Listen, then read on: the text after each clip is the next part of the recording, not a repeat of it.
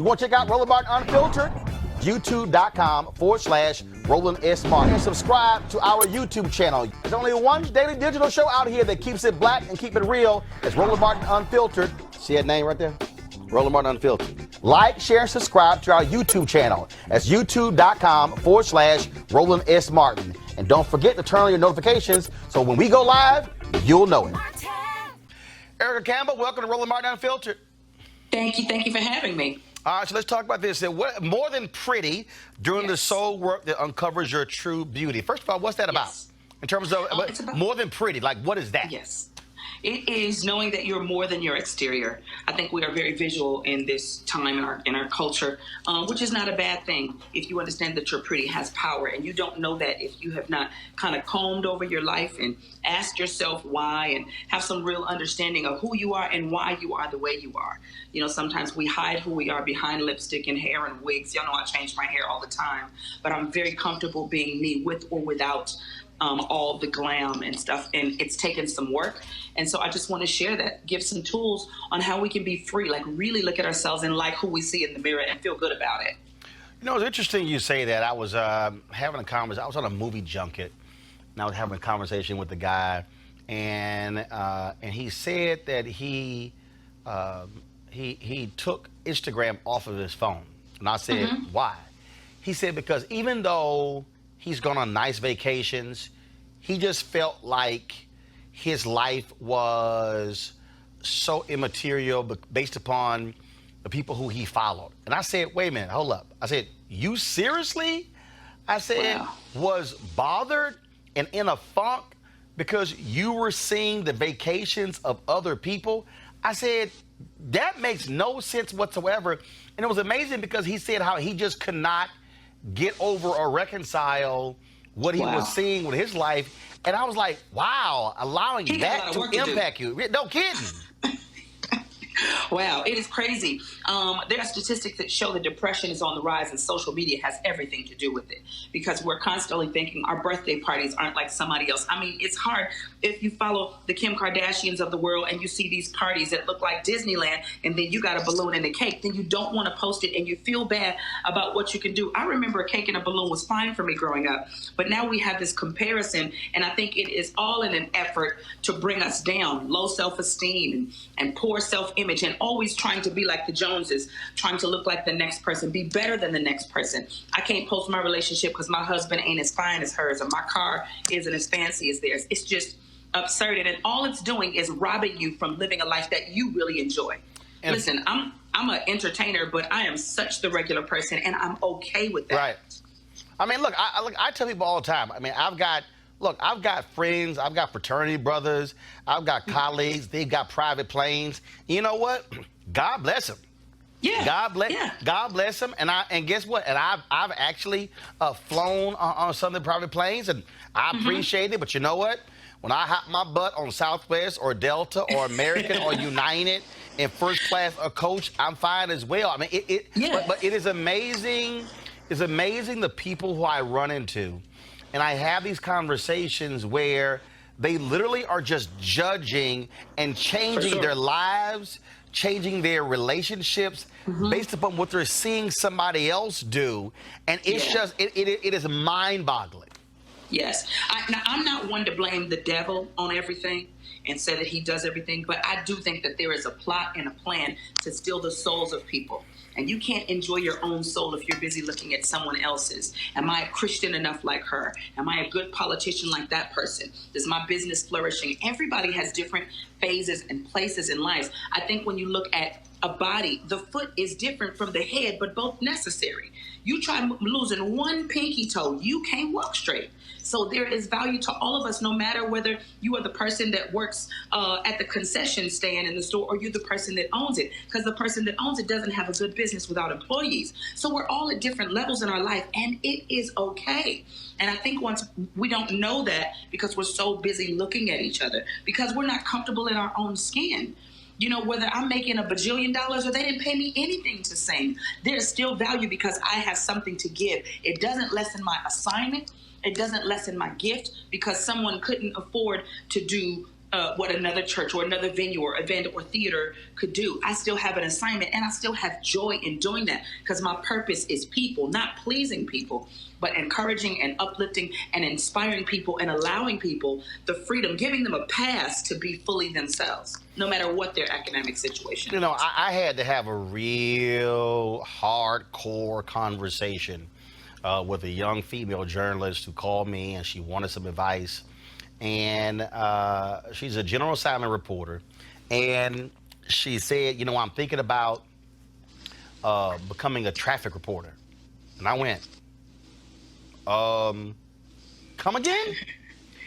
And she happened to be citing another traffic reporter who has a significant following, more than 600,000 folks on Instagram.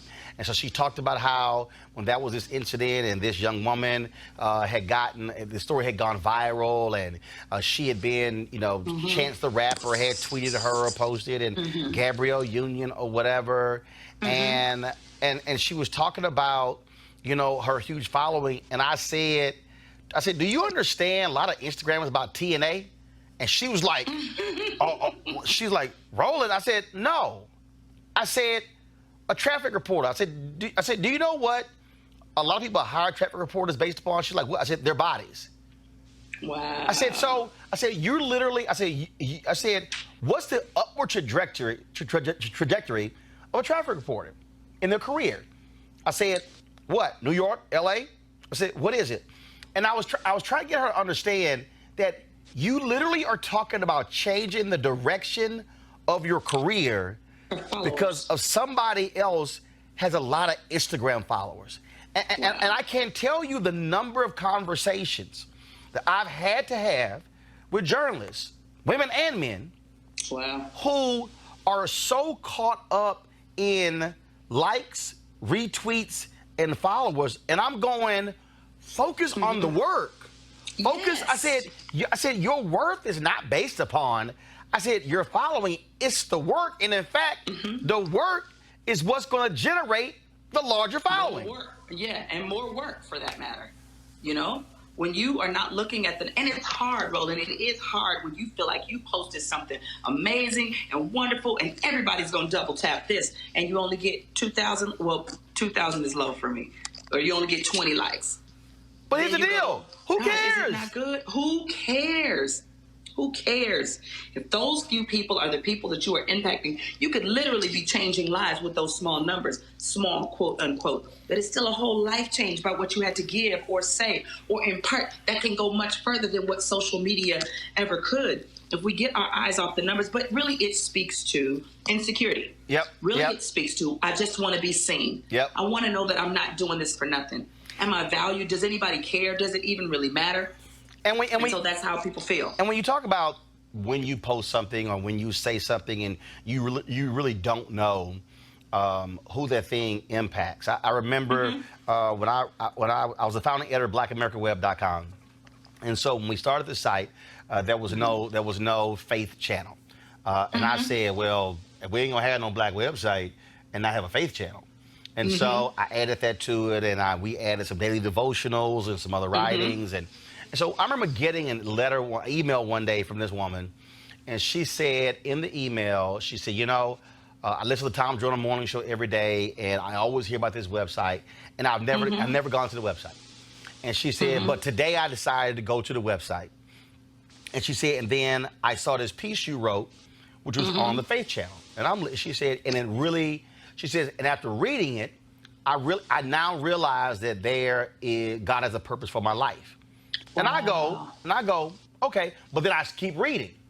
And she says, what you don't understand is that I had already planned my suicide. Wow. She said, I knew when I was going to kill myself. I knew how I was going to do it. I planned all these things out. And she said, but it was after reading what you wrote that I realized that there's a purpose. Now I tell people all the time that people go, oh my God, it's unbelievable. But I explain to them, though, that had I not written what God had placed in my spirit, and had I not created the place on the channel for that, when she listened on that day, she would not have had a place to go to actually read that. And to me, it wasn't my whole deal wasn't, oh, I needed those sort of emails every day. No, you write it, or you post it, or you say it, or you do it, not based upon how many people may respond, because you may just need one person who needs to see, read, or hear that thing on that day. Absolutely. Changing one life is powerful stuff.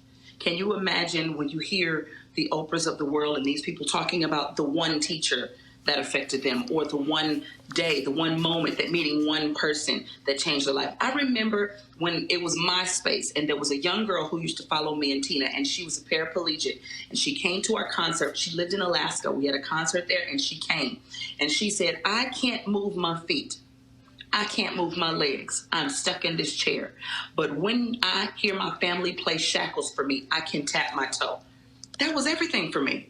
That wasn't 100,000 people, but that was one girl that was affected by the power in the music, the power in the words, the encouragement, the moving forward, the transformation from just hearing words that I sung and I wrote. That is life-changing. When you learn not to care a little bit, it'll help you and change your life.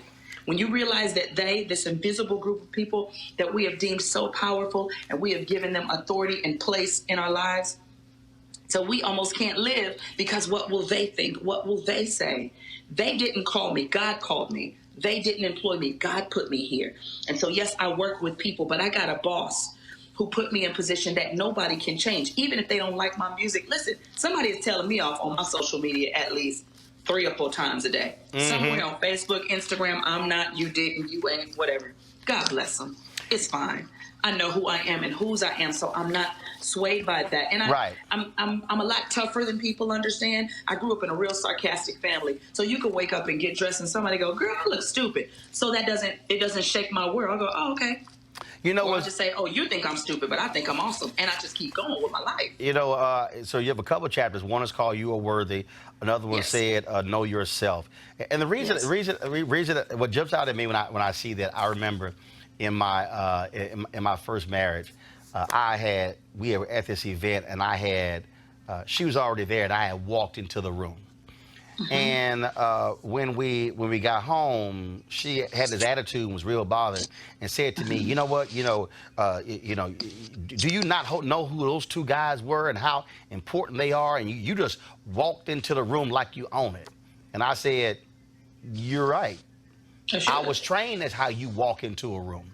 I said I was trained, and it's amazing to me when I hear people say, who do you think you are? I said, look. I said, when I walk into a place, I walk like I belong there.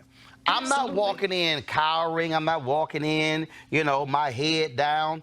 I said, no. I said, as a child of God, I'm walking in proud. I said, no, look, I'm going to speak to everybody. I ain't being bougie. I'm not ignoring people. But it is stunning to me the number of people who don't believe in themselves, who actually hate your level of confidence. Wow. Who then will say, well, you're arrogant or cocky and all of those things. And then you say, wait a minute, I'm not dissing anybody. I'm not hating on anybody. But you're mad literally because I believe in me. Right. And I love me and I offends you. like me. Yeah, yeah. It's a problem when my confidence offends you, when my joy offends you. You really have to check yourself. Listen, a lot of times how people feel actually has nothing to do with me. I'm just the target for the day. And if you understand that, you don't get so moved and bothered by their anger, frustration, whether they want to write a long post on your page and tell you what they think about you. But they None of that matters. crazy. But when you know who you are, what you're supposed to know who you are. I ain't never You're understood supposed to that. I like people go, why you always dancing? Because my legs work. And I feel like it. And I ain't need to ask your opinion if I feel like dancing. I love you, Roland. No, it's just, I really believe, because again, when I look at what you're writing here, I really believe, I just think that one of the greatest problems is that, let me phrase this right. I think people don't know how to be content and forward looking. Now let me explain that. I think people don't understand that. So here's just sort of I'll explain it this way. If I never ever do another celebrity interview, major political interview, then I am absolutely happy with what I have done in my career. But it doesn't mean that what I've done in my career is stopping me from continuing to pursue other goals. But if it never happens, if I never, quote, get bigger, if I never get larger, I am absolutely happy and ecstatic with what I've done. And I just think that's part of the problem, that people don't know how to be happy where they are right now. Some people mourn their past successes. They feel bad because they go, oh, is that all I'm going to do? Is that, oh God, that number one, how will I get it again? It's like for music artists, what they deal with on second records, or some movie stars, the second movie. Will it be as big as that? Right? I had a friend who just recently passed, and I remember when Mary Mary's second record came out, and the first single wasn't as big as Shackles. And I was devastated and nervous, and I didn't know what the label wanted to do. And she said, Erica, Shackles wasn't your beginning and your end. That's not going to be the last thing that you do. You're going to do many more great things. There ain't no way God put all that talent and beauty inside of you for it to be for one moment. But it was my job to keep pushing forward and not comparing tomorrow to yesterday. But if you never have a song, again that as big as Shackles, and I'm gonna use Richard Roundtree told me this story because Richard Roundtree got upset because people kept calling him Shaft. And he was bothered. He's like, look, I've done other stuff. His daddy said, son, come here. He said, do you realize that there are people in this world who have been acting for years and have never been beloved? He said, the fact that you have one part that people to this day, 20 and 30 years later, still love you for, he said, you better appreciate that. And Richard Roundtree said, ever since his daddy checked him, he realized that his career wasn't defined by Shaft. He said, but I appreciate every person who comes up to me. And so if a song never, ever gets that height, the fact that it got that high is still what you should be joyous about. Absolutely. Absolutely. It's the way I feel when I hear artists minimize their biggest single or artists who say, don't call me the name of that character. It is absurd, and it shows a level of ungratefulness. Yep. So you can be grateful for what was and still be in expectation of what is to come. And knowing how to be somewhere in the middle of that space allows you to plan and dream and think and grow. And that's the work that you have to do on your own soul. Because a lot of this happens, and it's a conversation that's just you. It's in here. Yep. Sometimes it's all what you are telling yourself. So if you don't learn to speak life to yourself about yourself, there you go. Then the negative voice will keep on bringing you down, and you'll smile and you'll be working and doing everything, but be depressed. You'll be smiling and working and successful and commit suicide. Yep. You'll be smiling and successful. And I always tell people, I never want to be a public success and a private failure. So if I feel away standing on the side of the stage because somebody else is killing it, I go, check your spirit, Erica. You are full and complete and have something amazing to give. You celebrate that person. Celebrate. Cheer them on. Matter of fact, get in the front row. Put your hands up in the air and scream for them. Don't allow that seed to grow, because it's a seed being planted. And sometimes you need to figure out, when did it get there and how can I uproot it?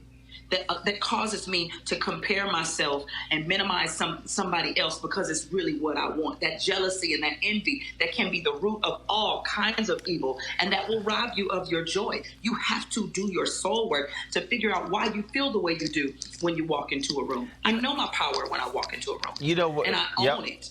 But what's interesting, as you were talking about that, I thought about for a second, and I've asked Jeffrey Osborne this, the OJs this, all the bunch of different artists. I always asked them. I said, have you ever encountered another artist who you were supposed to tour with or work with, but because you killed it, they were like, no, we ain't rolling together. And man, every single one of them has a story.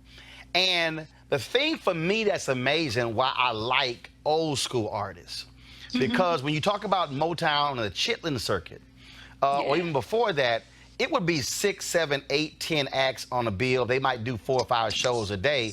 And see, if you were the closer, but then somebody else all of a sudden killed it the last 2 or 3 shows, then they might start closing. But they fed off the competition. Yeah, it was competition. There was love, but they brought the best out. It is amazing to me how many stories I hear today of artists who are jealous and don't want, and like, well, that person was too good, so no, you can't be on my show. As opposed to, no. I want other people who are gonna bring it, who's gonna force me not to be lackadaisical and bring that thing again. But that's, to me, I think that's also that doubt and that sort of that fear and no. I need to be the best thing in the world. No. I want to compete against the best. Yeah, absolutely. I had a 3-year anniversary concert in Brooklyn, New York at this big park, and I brought everybody out. BB Winans was there, all kind of art gospel artists, amazing singers, Leandria and Kiki, all these people were there. And I wanted them to be excellent. I didn't want them to be subpar. Because, and guess what? I didn't even realize I sang like one song. I was there to push and celebrate others. And I love doing that, especially because in my genre, the gospel genre is sometimes considered, they just sing gospel. No, I sing for the King of Kings and the Lord of Lords. I should be excellent at all times. People should come and leave changed and transformed. They should see something. It shouldn't be a regular church experience. And so when I see somebody get on stage and wear the place out, I'm cheering them on every step of the way. I don't feel jealous. I don't feel insecure. I don't feel any of that, because I know nobody can be me but me. Even if you sing my song, you ain't gonna sing it like I would. And that's fine. How do you give me an example of and you talk about in the book how you have kept what I call evil, spirit draining people out of your life? Because see, I know how I roll. Like they can't even talk to me. Like literally, don't even speak to me. I don't even want you touching me. You can't shake my hand. I don't do that. Well, because as somebody with discernment, I've literally met people, and I'm talking about the moment I meet them. Like it's like, ooh, oh no, you feel it. You feel it, and I'm like, you know what? I'm gonna be over here, because there are some people that they are there to drain you. Well, I got too much Holy Ghost and too much anointing for that. I'm too powerful, and I don't mean this in an arrogant way. I'm not confident in just me, but the God that lives inside of me is too powerful for me to encounter a devil and I shrink. The Bible says that demons tremble at the name of Jesus. If I never say the name, I still carry the power of the name. So if I walk in a room full of people who don't like me, you're going to like me and you're not going to understand why. Because God is living on the inside of me. And sometimes, depending on how troubled they are in their spirit, they just leave. I don't have to ask them to leave. They just leave. They don't want to talk to me. Well, I'm too busy talking about good things, and I'm too busy shining my light, and darkness and light don't ride together. The moment one light comes in the room, the dark's has to leave. This actually happened. This actually happened, Erica. I was giving a speech in Portland, Oregon, and I flew in, I changed clothes in the office, and it was they had this reception. So, I mean, a pre-event reception. So I come out, you know, I'm speaking to people, I'm talking to people, you know, everything. And so then at one point they keep asking me, well, you know, we done, we can go back into the room. I'm like, no, I'm good right here. So I'm just chatting with folks, you know, and taking photos. And there was a guy who was one of the folks who brought me in. And the moment I shook his hand, I literally, and I was kind of like, something ain't good here. But here's what was interesting. So I go back to the room. I wait. They bring me in. I tell them, when y'all want me to come out, they tell me, you know, you can come out at 7 o'clock. I'm like, okay, all right, y'all, up to y'all. So I come out. They doing the introduction. So I sit down and I'm speaking, and he on the front row on the right side. Baby, I'm feeling all of the evil sitting right here. Wow. I mean, just the look and everything. So. I go on in my speech, and I always use this rhetorical device by saying, you know, I talk about how I don't write speeches and how I allow the room to speak to me and whatever. And so I give the speech and everything like that. And when the event's over, he leaves. Now, all the people, they still there, but he's the organizer. So I get this nasty letter he sends to the Speakers Bureau, how I didn't talk to people, which is, everybody know that's a lie. Right. I ain't want to take pictures. We know that's a lie. And it was all this sort of stuff, and the Speakers Bureau said, well, how do you want to address it? I said, I'm not addressing that. That's because I know it's a lie. A month later, I get another phone call. First of all, that brother had been accused of sexual harassment, had been in an investigation, got fired. They were doing the investigation, everything like that. And I was kind of like, And my office sent a little note to the Speakers Bureau. I'm like, I tried to tell y'all. I said, I sense, but the thing is, it was just all in his spirit. And I just sat there and said, boy, I ain't worried about you. But the reality is we encounter those people. Yes, and sometimes in our family. I have a similar story. It was the Stellar Awards. They were praying for all the artists, and they were asking all the artists to come to the stage. There was a man that I had encountered in the hotel lobby that had a bad spirit. I mean, bad spirit. You could just feel it coming off of him. And so fast forward to the awards. It's the end of the night. Everybody's on stage. Me and Yolanda Adams and Kirk and Dietrich Haddon, all these people. And I see this man walking toward the stage very slowly, very sinister. It's like, you don't know. I didn't know what he was going to do. I immediately started praying. And in my mind, I was going, not today, devil. Turn right back around. You're not welcome up here. You're not bringing whatever that is. When I tell you, Roland, the man stopped walking and sat down. We got power. We don't have to take what the enemy does. Now, sometimes there's purpose in that evil person being in the room to show you something about yourself, for them to encounter you, whatever the reason is. I'm not ever going to cower down because some demon or devil is sitting in my audience. I've had it many times. I had a girl walk down the center aisle telling me that I had been stalking her and that I was hacking her email. And I was like, babe, why do I want your email, darling? I don't, sweetheart. I've had one of those. Escort her out. I was like, y'all just pray for her because clearly it's something going on. Okay, I got to ask you this one here. You say there are lots of people who will challenge you over the years, and not all of them will come to you with respect and love. Some of the hardest situations might come from right inside your family. Oh, yeah. Yeah. So, I'm very candid about me and my sister's relationship. We have very different personalities. We operate differently, even though we've been side by side our whole life. Right. Born 2 days apart, married a year apart, had babies a year apart, our sons, like everything. It was just, we've been in tandem our whole life. But when the shift started to change, I wanted her to be me. She wanted me to be her. So we would have a lot of unnecessary arguments. I mean, we would have an amazing concert, come off stage and argue with each other about, why did you say that like that? That was stupid. That sounds too young. That sounds too old. Like, it was just ridiculous. We learned to allow each other to be ourselves. Because I would leave a concert so stressed out, and I know my poor husband was sick of me talking about my sister.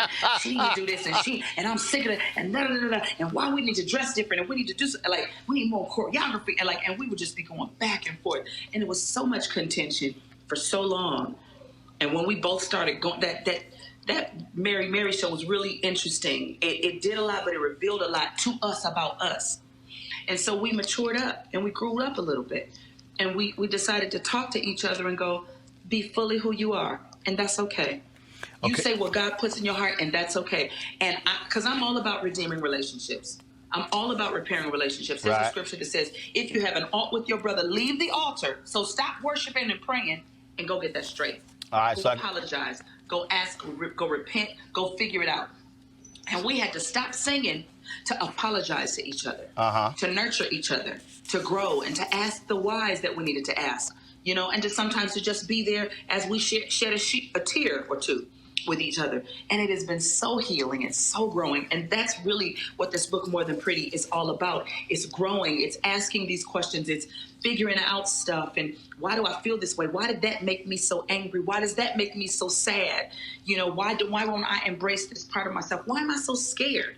And then come to your resolve and then own it and be the best version of yourself. I got to ask you this here. You talk about in this chapter here, take care of yourself. You talk about your love of Cheetos, but then you talk about, am I sexy?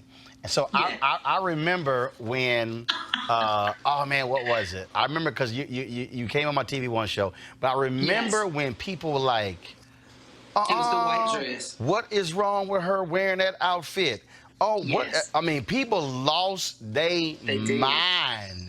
They did. And it was like, do she not understand? We can see breasts and hips and butt, and people just lost it with you. They did. And in fact, Megan Good has talked about that. How she's being slammed. So, well, your husband's a pastor. How dare you? All of that.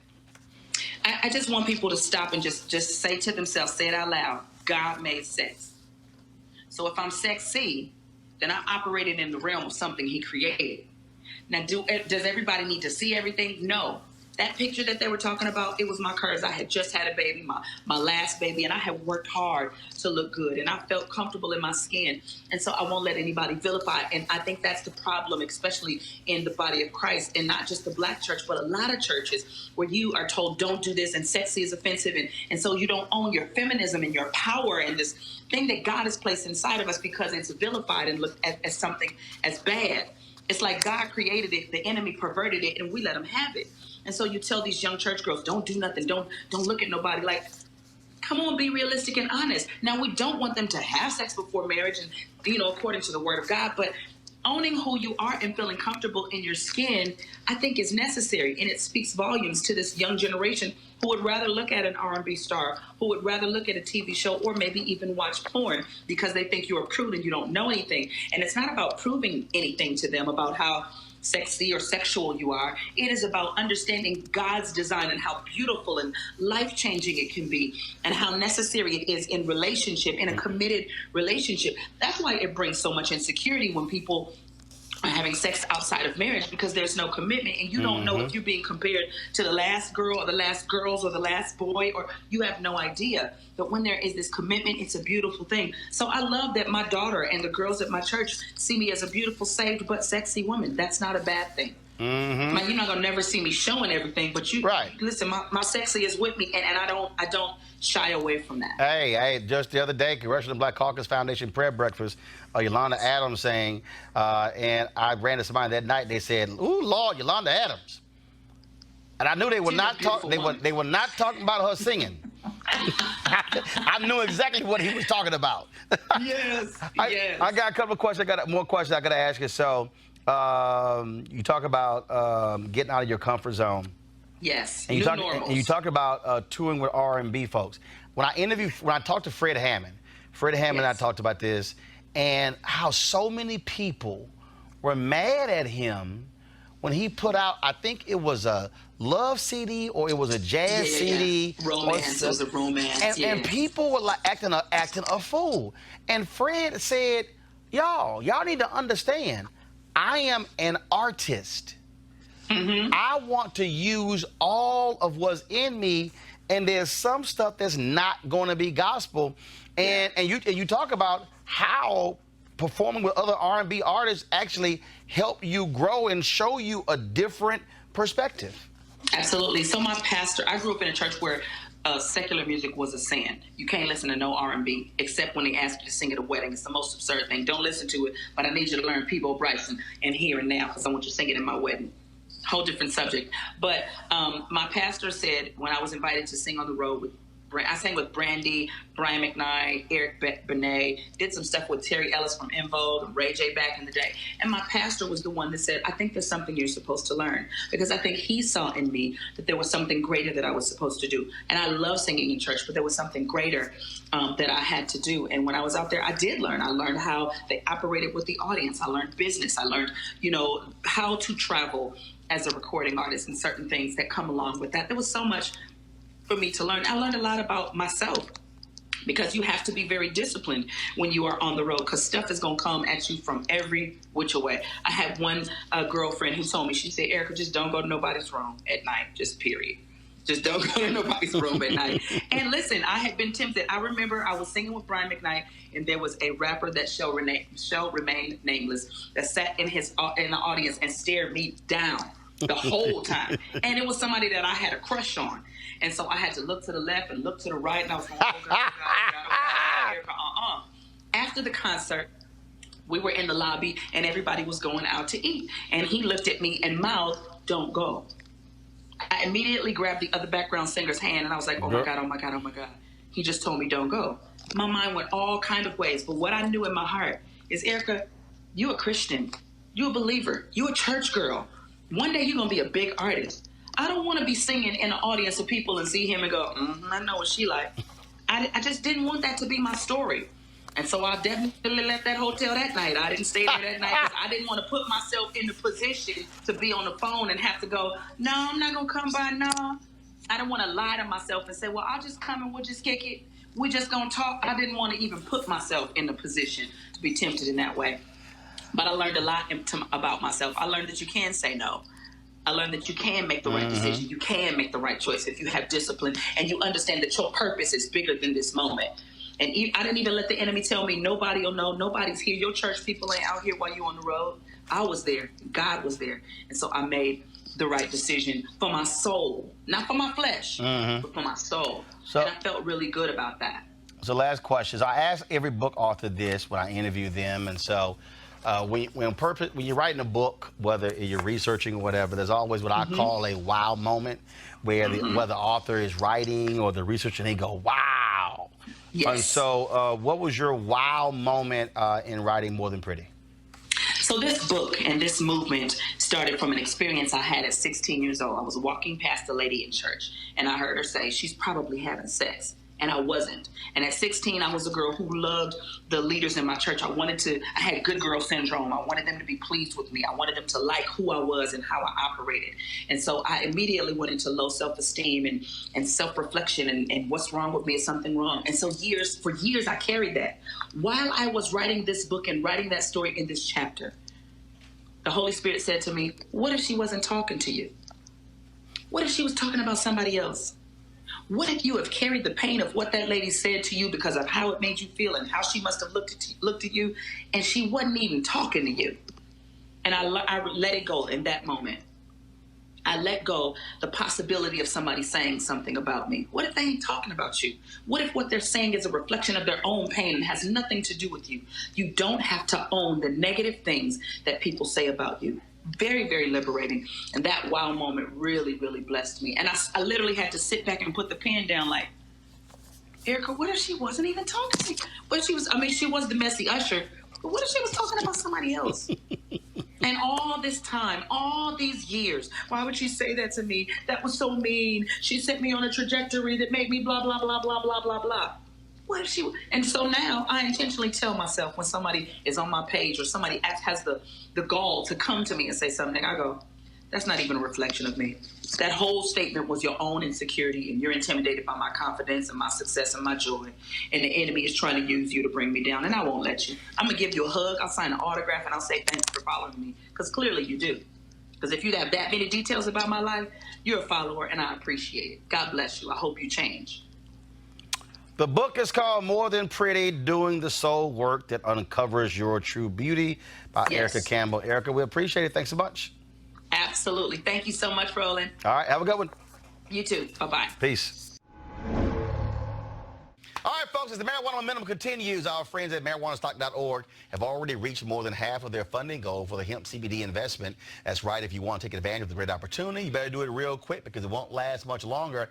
If you don't know, I'm talking about the hemp plant, the good cousin to marijuana with a much higher concentration of CBD. That means hemp gives you all the medical benefits of marijuana without getting you high. Also, if you don't know, hemp farming is now legal in the United States, creating one of the largest commodities worldwide. Now, folks, it's an opportunity for you to invest, and that's where 420 Real Estate comes in. The business model is simple. They buy land that supports hemp CBD grow operations and lease it to licensed high-paying tenants. That's right, they're hemp CBD landlords, and you can get in on the action. As hemp continues to change the economic landscape, 420 Real Estate is allowing you to chase the American dream. Now, the best part is you can invest in this crowdfunding campaign for as little as $200. That's right, $200 up to 10 grand. To invest, go to marijuanastock.org. That's marijuanastock.org. Get in the game, folks, and get in the game now. Bishop Kenneth Ulmer, glad to have you. Glad to see you. Good to see you. Absolutely, absolutely. I've seen you since the election. Yes, indeed. Yes, indeed. We had an interesting time. You know what? Very interesting. I still have not seen the full debate. People keep hitting me up saying they only put like a clip, and I'm trying. Who do I reach to get it? Because I'll find out. Right, because people keep telling me, man, I heard y'all two got into it, and I would love to be able to share it with folks. Absolutely, absolutely. Let's talk first about where we are with the black church, but and it's not just the black church, but really what is happening on how here we are in 2019, and the total game has changed. Right. At one point, y'all bought the Forum in Inglewood. You have massive edifices, but the reality is, more and more pastors are going to smaller churches, smaller locations, multiple locations. So it used to be that people came to the church. Now the church is really going to where the people are. Exactly. Which is a significant shift, but a necessary shift. Because I think with all of the social media and clicking and Facebooking and Instagram, and it's interesting because we're talking more, but we're communicating less. We have less relationships, although we have more talk. Right. And so I think there's an interesting desire for, and we're finding out in our own church, more of a desire for community, for relationships, you know, I think that the day of at least the mega buildings. Right. And I have several friends who, when the cameras are not rolling, say I'd never do it again if I had another. I've actually talked to several pastors who said, I would not do this today. I would not, because now the pressure is you're trying to field 3,500, 4,000, 5,000, 10,000 seats. Yeah. Well, you know, if you've got, and I have friends like this, if you've got 6, 7, 8, 9, 10,000 seats, and you've got 2,000 people is a lot of people. Right. But if you got 8,000 empty seats, that's a whole nother situation. Well, but also I think that, and this is the thing that I think as somebody who's born and raised Catholic, left the Catholic Church when I was around 24, 25, and I've attended Baptist churches, Methodist churches, non-denominational churches. When you talk about community, I really believe that that's the one thing that a lot of churches are not focusing on, community/family. I was in the session, they were talking about the size doesn't matter, or something along those lines. And as I was listening to it, this is what I didn't hear someone actually say. I didn't hear them, they kept talking about members. But Ralph Douglas West, who was my pastor in Houston, he said, no, I focus on families. That's good. He said, if you focus on members, you can have people who are members and they're transient. He said, well, you want to attract families, and that's, I think, what also community and fellowship comes in. Very significant. And it's interesting because nowadays, even in church business, finance, that kind of thing, back in the day, they'd say how many members you have.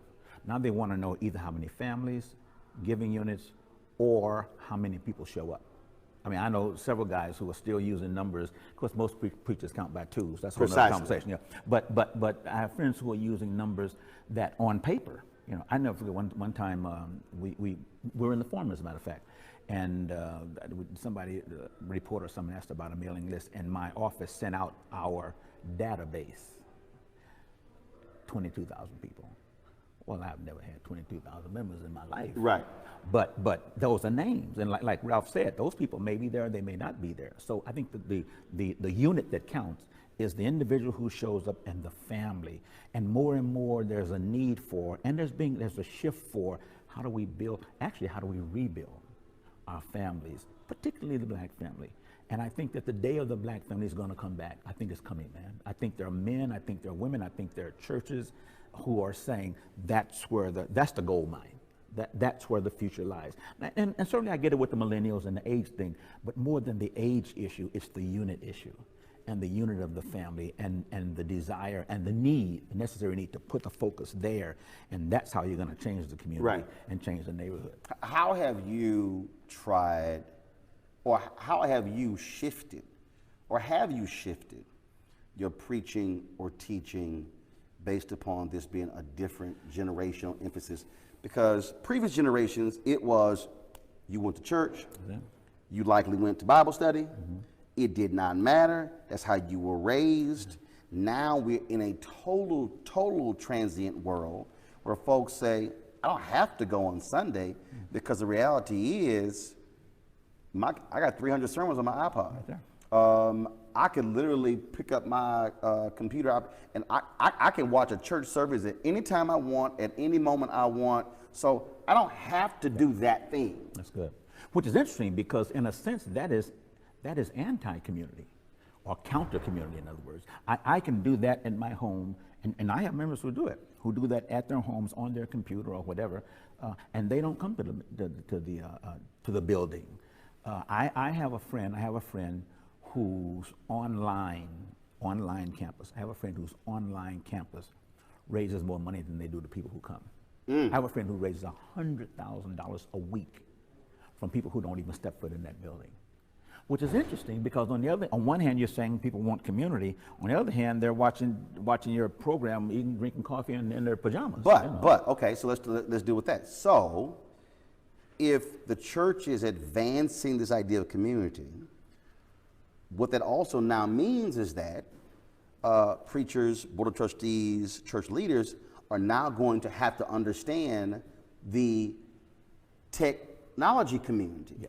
So how do I create community? And so in essence, if you have those folks on there, so you have your Facebook, you have your YouTube, you have your Periscope, you have Twitter, you have all these different social media. There was a Bible app. All of a sudden, I started getting these friends requests on the Bible app. And I'm like, well, hold up. I ain't download the Bible app. I said, I got friends requests over here, but the reality is that's all the people who have the app. That's a community. And so the challenge now also is, okay, how do churches now think like technology companies to build communities online? And that's what we have to learn. That's part of the shift we need to make. And I think to ignore that is to ignore the possibility of expanding the kingdom and reach. I taught a seminar on preaching about 2 months ago, and in that seminar I was saying to the young theologues, the young preachers, pulpiteers, I said, I am on my 5th preaching style. I was introduced in Chicago as an OG, so I guess I'm one of those old dogs now, And so, but I've shifted. I'm on my 5th style now. I mean, the things that the people, guys who were my mentors, Spalding and Holland, it still works in some places, but the group that I'm trying to reach and the group that I'm called to reach, it's a different approach. Number one, it's a different content. It's a different approach. It's a different content. Right. I have to ask myself, how portable is what I'm saying? Right. How transferable is what I'm saying in this building going to help that person who joins us in worship every Sunday from London, how am I going to help that person? What am I doing here? Which means now there's got to be a different focus, because the original focus was come to the building, come hear my choir, come hear my preacher, come to the building, which is interesting because Jesus never said come, he said go. Right, and that's the piece where I remember there were people who, I was one of the early adopters to social media, and all the number of people who what are you doing tweeting in church? And I said, I remember at the time, so I probably may have had 300,000 followers. Now I've got about 520 plus thousand just on Twitter. Wow. I got 1 million on Facebook. And I said, do you realize that when I send one tweet, I said, at that time, I said, it was going to more than 1 million people. Yeah. I said, I don't know who's watching social media in that tweet. I said, secondly, I take copious notes of sermons.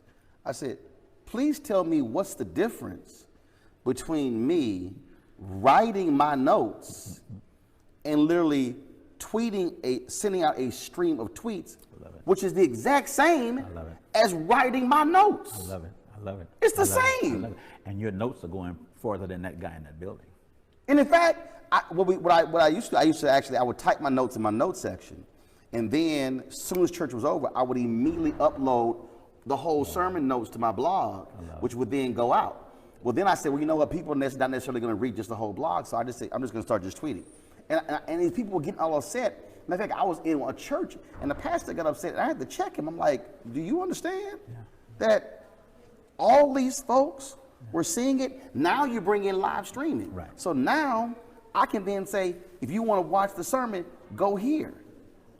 Josephine Baker's signature song was "The Times They Are A-Changin'." And then there's a passage in Scripture that talks about a tribe in Israel. And the most significant thing we know about that tribe is they had an understanding of the times. And if we, church, pastors, leaders, whatever, if we don't understand that these times are a-changing, this train will have left us. The people that we could help will never reach, because we don't know how to communicate it. We don't know how we don't know how to have a message that goes beyond these four walls. And if we don't, again, we're going to die on the vine. And some of the research, etc., is saying one of two things. They're saying church attendance is going down. Right. Others are saying it's the greatest time for the church ever. The church has the greatest opportunity. But it's not going to have the opportunity if it still operates the way it did down in Mississippi, and no problem. Right, right. But in terms of in rural areas, down home, it's a culture that has to change, man, and that culture inside the church must change in order to reach the culture outside the church. How do you deal with people who say, okay, you said you're in fifth preaching style. How do you deal with people who say, no, but I need you to change what you talk about, because you have people who are single, who don't want to hear messages about shacking up. Right.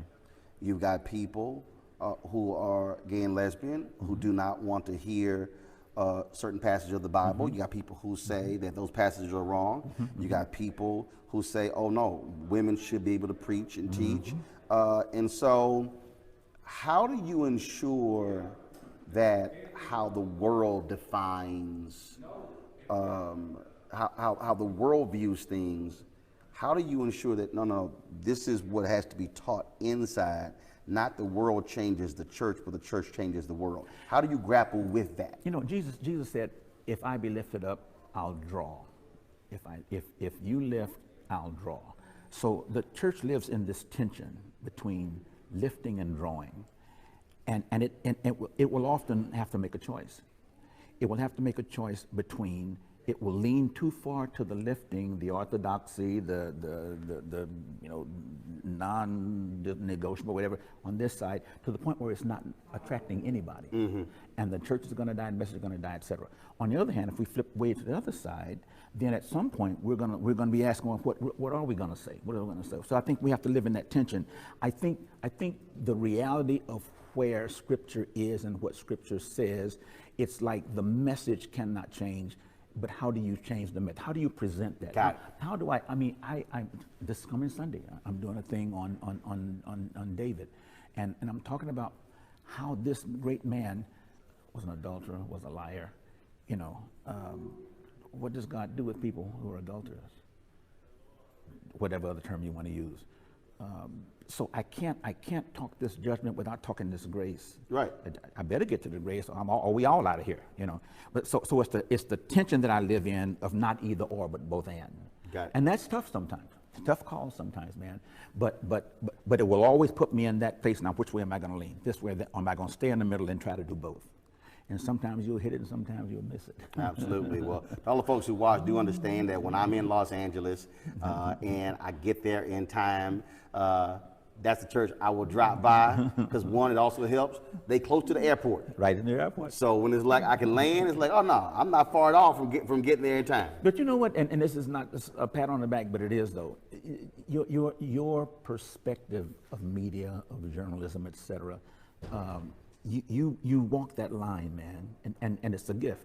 It's a gift, and you and I know, because I'm on the outside. You know, I know other journalists, etc., who are unapologetically on one side or the other, and I get that. But you have a unique gift of being the voice of Black America, not monolithically, but as complex as it is, as diverse as it is, and you're fair. Appreciate it. You fair, man. I appreciate it. Well, always good chatting with you. Bless you, my brother. I appreciate it. Thanks a lot. Stay on the wall. All right. God bless you. You want to support Roland Martin Unfiltered? Be sure to join our Bring the Funk fan club. Every dollar that you give to us supports our daily digital show. There's only one daily digital show out here that keeps it black and keep it real as Roland Martin Unfiltered. Support the Roland Martin Unfiltered daily digital show by going to RolandMartinUnfiltered.com. Our goal is to get 20,000 of our fans contributing $50 each for the whole year. You can make this possible. RolandMartinUnfiltered.com. Mayor Landrieu, how you doing? I'm doing great. How you doing? All right, good. So Nice you've to see been you. all over the place, and so I had to catch you here. You're about to have your signing at Publix and Pros, and so I say, fine, we'll come meet you here. Chat about the book. Chased me all the way from Texas. Yeah, no kidding. So it's interesting. There are a number of white Americans who literally go through their lives, and they may not have any experience with African Americans until they're 20, 25, because in terms of where folks live. I mean, you literally had to confront this issue of race from the beginning. Well, as I write about in the book, I mean, from the moment I was born, I was in utero when my father, when he was 29 years old and a newly elected legislator, voted against Governor Davis's segregation package, and his life was threatened. And, you know, I can't remember a time in my life when this was not part of who we were and constantly under, you know, threat by, look, your political career is going to end or your physical life's going to end, all of those kind of things. And I write in the book a lot about experience that I had that informed actually some of the things I did when I was mayor. So in the book, when I was 13 years old, I was in high school. The priest came and got me out of class and said, I need to walk you over to basketball practice. I said, well, I've been called to the principal's office a lot of times. Right. But he ain't never walked me over to the gym. Why? He goes, because your life's been threatened. So I'm in the locker room, and my friends come running in saying, there's this white lady out there that says she's going to kill you. So we did what only teenagers would do. We ran outside. Right. To see her. Let's see who this is. Starts to dig in her purse, and, you know, my friends, being my friends, said, she's got a gun, and then ran. Left me there, and she threw a card at me and said, your father is an end lover, and you ruined the city because he let African Americans in, and then you ought to be ashamed of yourself. Mm-hmm. And from that moment, I mean, it's just been that way the entire time. And so I've confronted this in the legislature, and then as I became mayor, the issue continued to permeate, and it, you know, it culminated in us deciding to take down the vestiges of racism, these Confederate monuments that reflected a truth that really was not the whole truth, Right. or really any part of the truth about who we were. So I'm reading the book, and I remember when it happened. I mean, we were talking about it on the show, and I remember the difficulty in terms of trying to find cranes. I didn't realize folks pouring stuff in the tank, setting stuff on fire. I mean the vitriol that you have to deal. I have to say that I was a little bit naive about this. I thought, of course, after the murders in Charleston, when the folks in South Carolina took down the flag. Now, we did that in the late 60s. Mm-hmm. That, you know, the country was ready to do this. Now, I knew the discussion was going to be difficult. I knew it was going to be hard, but there was an open process that we use, and I thought that once that process was finished, we were going to be good to go, and then we could physically go take them down. But that, of course, is not what happened. Everybody decided to throw down on this issue. They basically filed suit. There were 7 lawsuits. There were 13 judges. They tried to get the state legislature to stop us. They tried to get the president to stop us. After all of that finished, I then thought, okay, we're good to go. But that's not what happened. As soon as we started putting this out to bid, they got the name of the contractors and firebombed the guy's car. And then, without going through the whole story, we eventually found somebody to deliver a crane to us, and we started working on it. They tried to sabotage the crane. They flew drones. There were significant and immediate death threats that were sufficient enough for the FBI and our police officers to say, you got to do this at night because there's a real potent danger of particular gunfire. So it was really startling to me how hard the opposition fought and how much they really wanted to really illegally oppose what was now a formal government action. And I think that was really telling about where we are on the issue. And these are the folks who are always talking about law and order. Correct. Well, I don't know if it was exactly the same folks, but it was certainly the folks that kind of take the position that, look, you know, and about the country. So I want to address this issue. A lot of these folks that said, no, we're gonna keep these up, you're burning down our history, were the same people that say you have to revere the United States of America, to which I had to politely remind them, well, the Confederacy sought to destroy the United States. Yes. And so why do we keep denying that? And why is it so hard across the country and in the South to say that, look, the Confederacy lost, they were on the wrong side of humanity, the Civil War was fought to destroy the country, not unite it, and it was fought to preserve slavery, because people still have this myth that maybe that's not why the Civil War was fought. Look, you got the woman who's running in South Carolina for the Republican nomination for governor.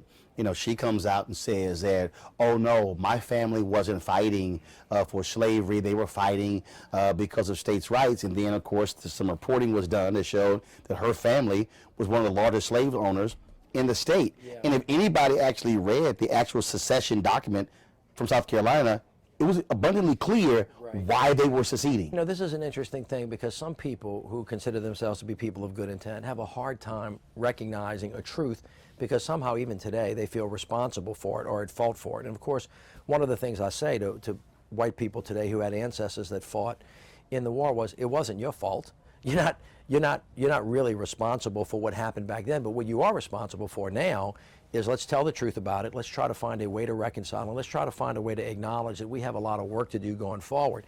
And for some reason, people are having a hard time getting where they need to be. Now, this is clearly not everybody in the country, but there's certainly a group of people in this country that think, even though they don't live in New Orleans, they don't pay one tax, that they think somehow that they can tell New Orleans, that's majority African American, what to do with a piece of property they own, and they can't tell the difference between revering a cause and remembering a really bad thing that happened. And that the book talks about how to maybe walk through that a little bit and invites people into that conversation. Well, I think the part of the problem is that, again, you have a problem, you have a situation where there was history and his story.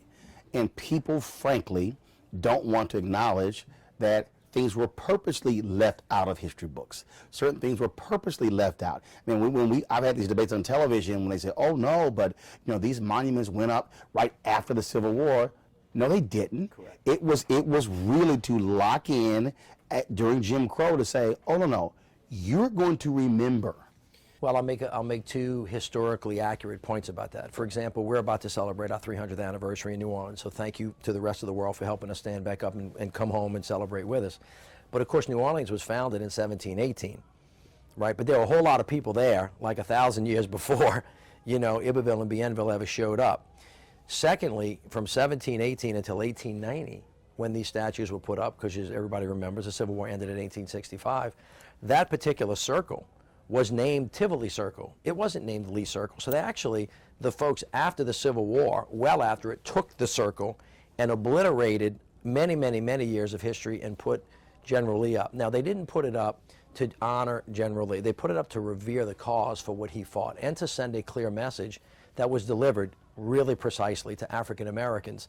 And the reason you know it was delivered is because people like Louis Armstrong will say, Marion Wright Edelman will tell you today, that statute made me never want to come back to that city because it sent a message to me that I was not welcome. Now, if you think about this, Isabel Wilkerson wrote a book called The Warmth of Other Suns that chronicles the great diaspora, all of the African Americans and other whites of good conscience that left the South because of this exclusionary attitude. So how much have we lost across the entire southern quarter of the country, Yes. from Texas all the way over to Florida and all the way, south of the Mason-Dixon line, of doctors, lawyers, poets, engineers that took their intellectual capital and went to Yes. New York and Chicago and Los Angeles. I mean, look, Willie Brown's a native of Texas and went to San Francisco. Maynard Jackson, his family left Dallas and then went to Georgia. Andrew Young left New Orleans and went to Atlanta. There's a reason. I tell people this all the time. I don't answer the question for them, but I ask them, why do you think in 1960 New Orleans was bigger than Atlanta and bigger than Houston, and then today Atlanta is really expanding, and so is Houston? They were multicultural. Atlanta particularly, which has led the nation in how you really believe that all of us coming together is better than us being separate, and that diversity is a strength, not a weakness. And if you invest in everybody and see their value, you're going to be better than if you're not. And of course, like right now, and I started doing this before Trump was even thinking about running for president, but right now in the moment that we're in, the notion that diversity is a strength, not a weakness, is being challenged. And there are some people that are avowedly saying, I completely reject that, and I think that I'm stronger than you, and I'm better than you, and I'm bigger than you, so I win and you lose. And I don't think you agree, and I think a lot of people, that America is not a zero-sum game, that we really ought to judge people not on their race, not on their creed, not on their color, not on their national origin, or their country of origin, or their sexual orientation, that it ought to be judged based on your merit. And of course, this goes to the issue of police misconduct. It goes to the issue of criminal justice reform. It goes to the issue of immigration reform. How are we judging people? And if we judge them by their behavior, we're usually good. If we judge them by something else and second guess and assume they're going to be a certain way just because they're from a certain country or look a certain way, that's not really who the country is when we're at our best. You talked about growing up and where you lived, and people said, oh, they live in a black neighborhood. and it is stunning to me the number of people who really don't understand how Jim Crow established our housing patterns today. Correct. And don't understand the impact that has had on schools, on businesses, on people of color, and folks go, oh no, but we can all live where we want to live, and you're going, no, you don't understand what that did and how that played a role in generational wealth, and with whites having $110,000 average wealth in America right now, blacks having $5,000. That's not just because black folks just keep spending. There are reasons why that happens. Well, there are institutional reasons and legal reasons. So, for example, the monuments themselves, they just one of maybe 100, maybe there were more, of actions that were taken by the government to tell African Americans you weren't welcome. The one everybody knows about is you drink at this water fountain, I'll drink at this one. One of them is if you look at a white girl the wrong way, you got a problem. One of them also was that an African American family that was driving down the highway could not legally pass somebody driving in a car that was white. All of those things were all the kind of part of poison of the same, the fruit of the same poisonous tree, where the message was you don't belong here. Mm-hmm. So the message was received. Now, we know it was received because of what happened after that. And so don't belong here, even though you fought for the country. Right. So think about this. We're in 2018. We're about to celebrate our 300th anniversary. The city of New Orleans has completely rebuilt itself with the largesse of the rest of the country, and great work by the people of New Orleans. And we have these Confederate monuments in a city that has always prided itself on our diversity. And they're sitting there like a sore thumb. And Winton says to me, hey, man, he said, hey, man, you need to think about taking those down. Well, my political brain went, oh, that's a fight. And he said, no, I need you to think about it from my perspective. And he checked me. And I grew up with Winton, but he even checked me, somebody that I thought was racially sensitive. And I thought, well, tell me why. And he said, do you know who put them up? Do you know why? Can you see those statues from my perspective? And when he told me about Louis Armstrong, it hit me right away. And I said, you know what? Let me go really look at this. And once I did, it became pretty clear to me as a guy whose job it is to protect not only the history of the city, to tell the whole history, the complete history, the thoughtful history, that everybody needed to be included, and to prepare ourselves for the future. And I know, just as a mayor, a little Indian scout that goes out around the world and looks at cities that are doing great, that the cities that are going to succeed, the communities that are going to survive, are cities that are open and welcoming and value everybody based on their talent and based on their merit, and is not judged by all those things. And so, I don't want to say it was an easy call, it was a hard call, it was a complicated process, but I feel stronger today than I did actually when I started. This was absolutely the right thing to do, and I think history will judge it accordingly. I remember when Bob Dole was running for president, and he kept talking about how America was when he grew up. Right. Reagan did the same thing. Donald Trump, same thing. And all of these folks in these rallies, yeah, we remember it. And I'm black going, what? We didn't have the same view. So there's this line in your book where you said, today I look back and doubt the black kids I knew had the same rosy view of the world.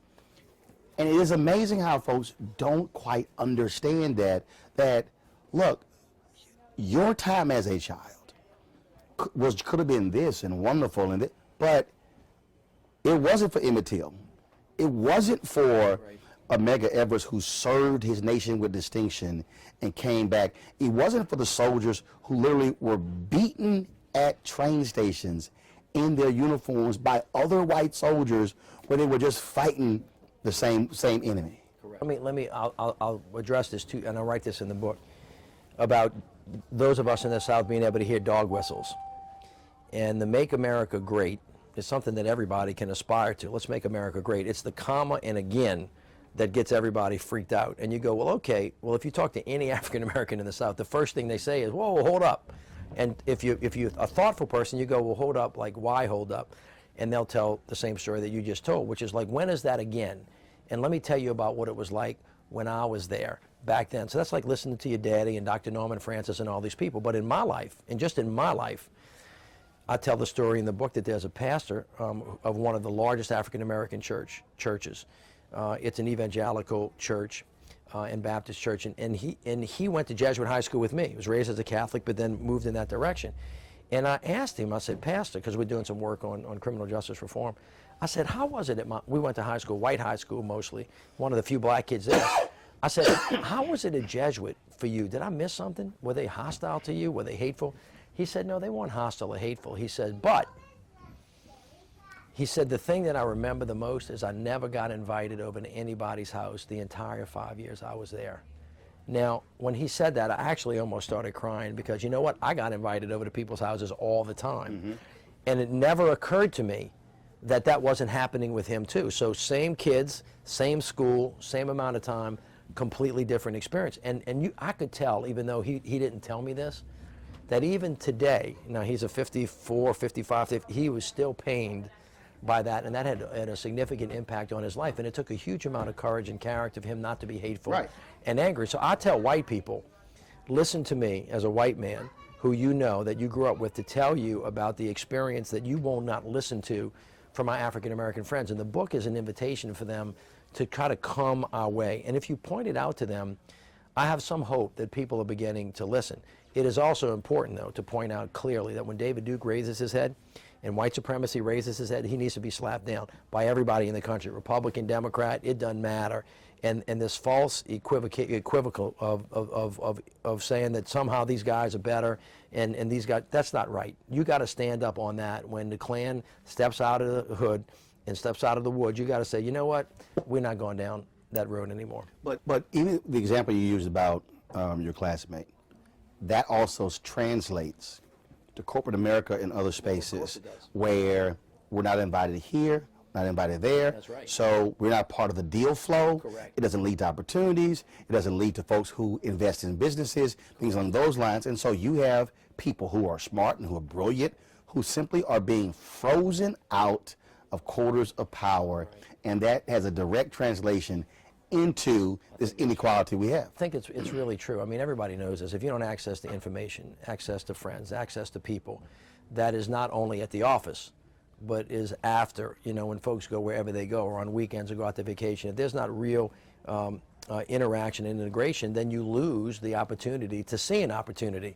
You know, everybody that's hustling, you know, for work, you kind of, where's an opportunity for me? How am I going to get it? And a lot of these things just come up in casual relationships. And if the only time you're seeing each other is at work, and by the way, even at work, there are only a couple of people, not a lot of people, the ability to create some kind of secure future and build generational wealth is really hard. So then Katrina hits, right? And all of a sudden people don't have generational wealth, they don't have title, they're in houses that got passed down from brother and sister and aunt and uncle like we do in big families, and all of a sudden the federal government says, I'm only reimbursing you if you show me title to the property. All of a sudden you're like, okay, well wait, you can't say that this isn't related to a whole bunch of other stuff. So the country's got to get smarter and better at this if we want to be better. And the bigger message to white folks is this, and I've said this many times, it's going to get me in trouble, but everybody's nervous about 2040 because that's when the country is going to be majority minority. Yep. And I have said, based on my experience with people that I've grown up with and known, that African American people and brown people are going to be much nicer to us than we were to them. And by the way, if you see it as a zero-sum game, you got a much better chance of losing than if we start to really work together and build, you know, these relationships where we all will succeed. And I just think we got to get there. See, and I keep saying on these television appearances, and I know the white executives are not happy when I do it, but I say, I'm sorry. What we are having to deal with today is white fear. There's fear of, oh my God, what's happening, losing culture, what about opportunities? And I'm going, look, you have to confront the reality that America is changing. Correct. You are not turning any clock back. Correct. But Roland, if I might, here would be a suggestion about how to go forward. And I write this in the book about just how you do this. Like the 6 most important words in the English language happen to be I am sorry, but then the other ones have to come, which is I forgive you. Now, to the whites, you say, well, I don't want to say I'm sorry. I said, well, we can't have the conversation until we recognize that something bad happened. Or someone says, look, why do you keep bringing that up? You should forget that. But we can't go forward if the other side says, well, I'm going to hold your feet to the fire like you were the one who was there. We've got to get to, it's going to be okay, you guys. We're going to work together. There's an open hand here, as opposed to, as you know, as folks said, a clenched fist. And so the book is really, it's not a judgment. It is, here's the truth. Let me give it to you as I know it and I believe it to be. Let me show you what the pathway forward looks like. And it seems to me that we just got to state clearly, the Confederacy was on the wrong side of history. It was fought to destroy the country, and it was fought to preserve slavery. And thank God the Confederacy lost, number one. And secondly, just very basic principle, that diversity is a strength in our country, not a weakness. And if we really work towards that, eventually we will make the progress, because as John Lewis has reminded us, there has been a lot of progress that's made, as President Obama has reminded us, but we also have to say, well, we got a long way to go. And it's obvious that sometimes people want to turn the clock back. We're having that moment right now, and we just got to say, you know what, we're not going back that way. And if that's worth the fight, then we have to have an uncomfortable conversation about it. We've got folks who are running for president. We know who they're running for president. We've got individuals who are saying, Mitch, look, you're playing identity politics. I keep saying, no. Identity politics is a BS phrase that was created to push the buttons of certain people. The reality is, this is not a group thing. This is an American thing. Correct. Well, for example, America, what are we about? If you want to celebrate our country, you celebrate people who try to bring our country together, not people that tried to separate it. That's what the Confederacy did. That is what Robert E. Lee did. That's what Jefferson Davis did. These are not my words. I mean, this is what they said they did. That's first of all. Secondly, it is particularly American to judge people based on merit, not who they were born to or whether they came from a certain country. I mean, we are like everybody has hope and opportunity. We all come to the table of democracy as equal. What's more American than that? And so when people have to confront things that we did in the past because it was painful for us, we recognize it's hard, but we can do this together. I just want to tell you, everything's going to be all right. But we have to be respectful of each other, and we have to see each other. And by the way, this is true across races. White people are not the only people that are racist in America. And racism doesn't just happen in America. The whole point is that when people are in pain, when they're cold, when they're hot, when they're hurting, when they're poor, when they feel like they're at risk, they can be turned against each other, and they can be encouraged to not see the common bonds that we all have. And I just think America's better when we figure out that, you know, when we work with each other, it's all going to work out all right. Last question. So I've kidded you about running for president. So I'm not going to ask you the question, will you run, will you consider it? But I'll ask you this. What would you say to the candidates who are going to run, who are thinking about running, how they must address this and deal with it? Because, you know, many of them will operate like when Winton came to you. Yeah. Look, man, that's the last thing I want to touch. I don't want to go there, but you got Trump sitting there with no button that he's pushing. Yeah. It's sitting right there. What would you advise a candidate running for president when it comes to this issue? Well, of course, now I'm 30 years into government, and I have governed in New Orleans with, I think, a sense of doing what I think is right for the right reason. And I think it's worked very, very well. And I would just speak to the truth. I would try to be authentic about it. And I would not run away from problems. I would run to the most difficult problems. Americans are much tougher than we give people credit for, and although we've been through a bad patch in the last couple of years, I always kind of remain hopeful. You see it with these kids at Parkland, man, they're tearing it up, and they're speaking truth to power. And they're really kind of getting after people and making them think again about the level of violence and the culture of violence that we have in all of its iterations. And the people of America can change. They can get better. Just like, look, my mother, who is a saint, told me not to take the statues down. But after I did it and she read the book, she came to me and said, I never knew this. They never taught me this. I didn't understand. And you could see her transforming. And Dr. King completely showed us that. I mean, the power of transformative love. And I just think that we got to kind of stay the course, do the hard thing, and we'll get where we need to go. All right, then. Thank you. Mayor Landrieu, we appreciate Don't it. mess with Texas. Never. Thank you, Roland. Appreciate it. You want to check out Roland Martin Unfiltered? YouTube.com/Roland S. Martin. And subscribe to our YouTube channel. There's only one daily digital show out here that keeps it black and keep it real. It's Roland Martin Unfiltered. See that name right there? Roland Martin Unfiltered. Like, share, and subscribe to our YouTube channel. That's youtube.com/Roland S. Martin. And don't forget to turn on your notifications so when we go live, you'll know it.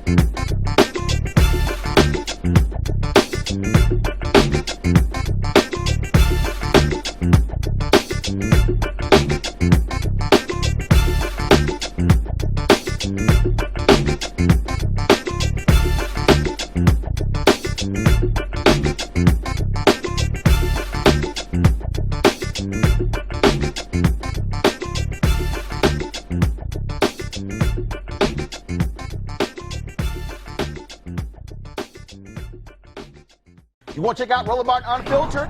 YouTube.com/Roland S. Martin. And subscribe to our YouTube channel. There's only one daily digital show out here that keeps it black and keep it real. It's Roland Martin Unfiltered. See that name right there? Roland Martin Unfiltered. Like, share, and subscribe to our YouTube channel. That's youtube.com/Roland S. Martin. And don't forget to turn on your notifications so when we go live, you'll know it. You want to support Roland Martin Unfiltered? Be sure to join our Bring the Funk fan club. Every dollar that you give to us supports our daily digital show. There's only one daily digital show out here that keeps it black and keep it real. It's Roland Martin Unfiltered. Support the Roland Martin Unfiltered daily digital show by going to RolandMartinUnfiltered.com. Our goal is to get 20,000 of our fans contributing $50 each for the whole year. You can make this possible. RolandMartinUnfiltered.com. Hey everybody, this is Sherry Shepherd. You're watching Roland Martin Unfiltered, and while he's doing Unfiltered, I'm practicing the wobble. Yes, I am. Because Roland Martin's the one, he will do it backwards, he will do it on the side. He messes everybody up when he gets into the wobble, because he doesn't know how to do it, so he does it backwards. And it just messes me up every single time. So, I'm working on it. I got it. You got Roland Martin. Hi, my name is LaToya Luckett, and you're watching Roland Martin Unfiltered. What's going on, everybody? It's your boy Mac Wiles, and you are watching Roland Martin Unfiltered. What's up, y'all? It's Ryan Destiny, and you're watching Roland Martin Unfiltered. What up, Lana Well, and you are watching Roland Martin Unfiltered.